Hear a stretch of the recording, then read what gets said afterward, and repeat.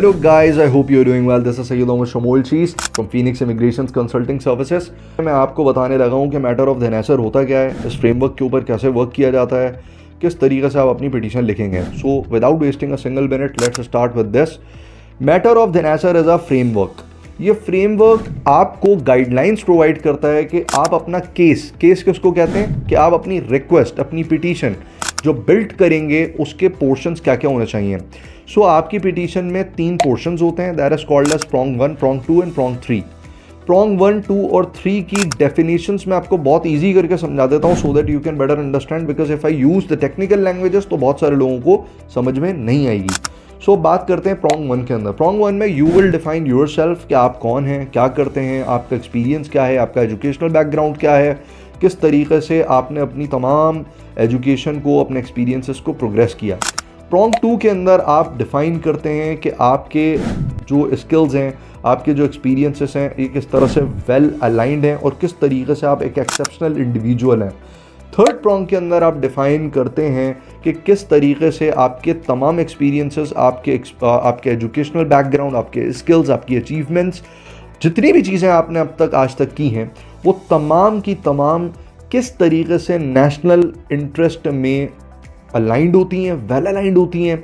So you have to create such a matter, such a content जो कि आपको एक बेहतर तरीके से एक highly skilled and exceptional individual prove करे और वेल अलाइन करे यूएसए के नेशनल इंटरेस्ट में. So this is all in all the matter of the nature is and your petition. Now petition की थोड़ी और डिटेलिंग करते हैं.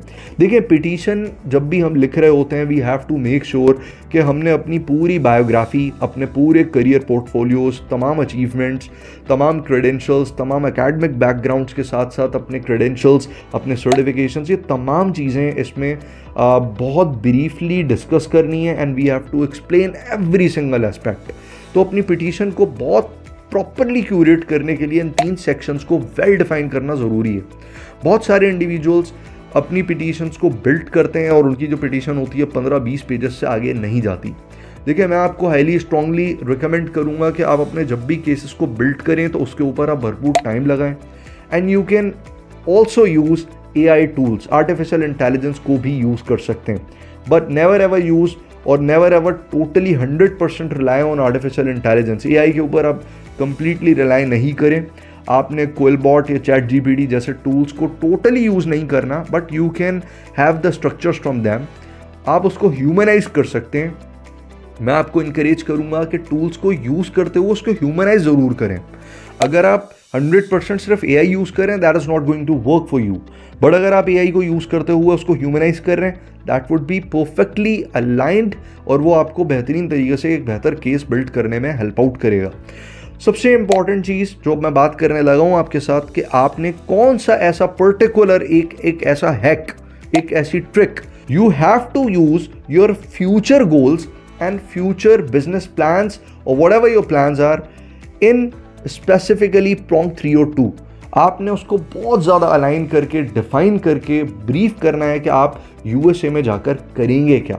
देखें, आप किसी भी लेवल पे, कोई भी इंडिविजुअल हो, कोई भी आपके पास डिग्री मौजूद हो, चाहे वो स्टैम हो चाहे वो नॉन स्टैम हो, अगर वो अलाइंड होगी नेशनल इंटरेस्ट में और उससे यूएस की इकोनॉमिक ग्रोथ के अंदर बहुत ज़्यादा सपोर्ट हो रही होगी, USCIS will immediately approve your case after due diligence. ठीक है जी.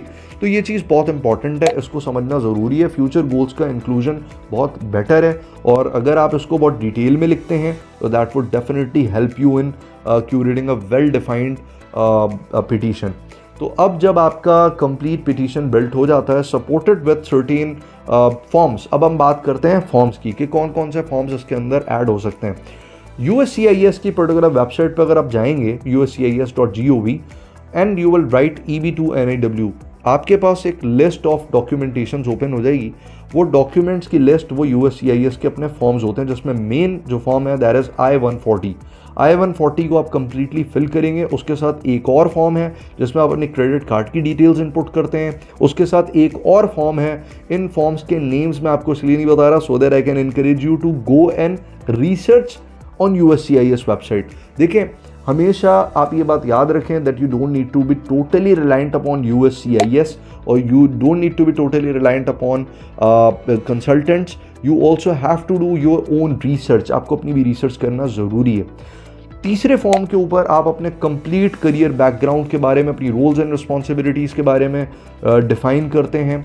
ये 3 मेजर फॉर्म्स हैं, उसके साथ सप्लीमेंट्री फॉर्म्स और भी मौजूद हैं। You go in research about them.